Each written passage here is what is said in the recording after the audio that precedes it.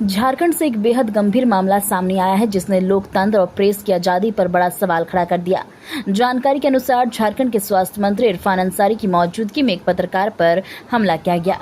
बताया जा रहा है कि यह घटना एक सार्वजनिक कार्यक्रम के दौरान हुई जहां मंत्री के कथित समर्थकों द्वारा पत्रकार के साथ मारपीट की गई।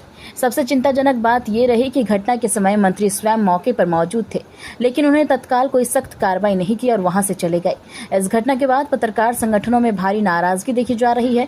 पूरे झारखंड के साथ साथ देश भर में इस मामले को लेकर चर्चा तेज हो गई है। लोग सवाल उठा रहे हैं कि अगर पत्रकार ही सुरक्षित नहीं तो लोकतंत्र की आवाज कौन उठाएगा।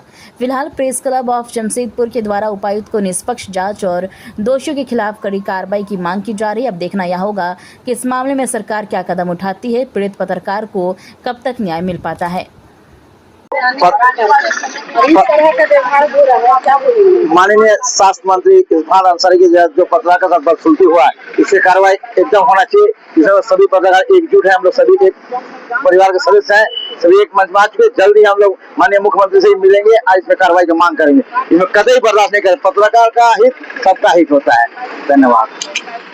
मंत्री इरफान अंसारी जी को चाहिए कि वो स्वास्थ्य व्यवस्था पर ध्यान देते, एमजीएम अस्पताल रिम्स की दयनीय स्थिति पर ध्यान देते, वहां की जो स्थिति बदहाल है उस पर ध्यान देते, ना कि इस प्रकार से हमारे पत्रकार भाइयों का दोहन करते, हमारे पत्रकार भाइयों की पिटाई करते। जिस प्रकार से मंत्री इरफान अंसारी की मौजूदगी में हमारे पत्रकार साथियों की पिटाई की गई, यह अपने आप में शर्मनाक है।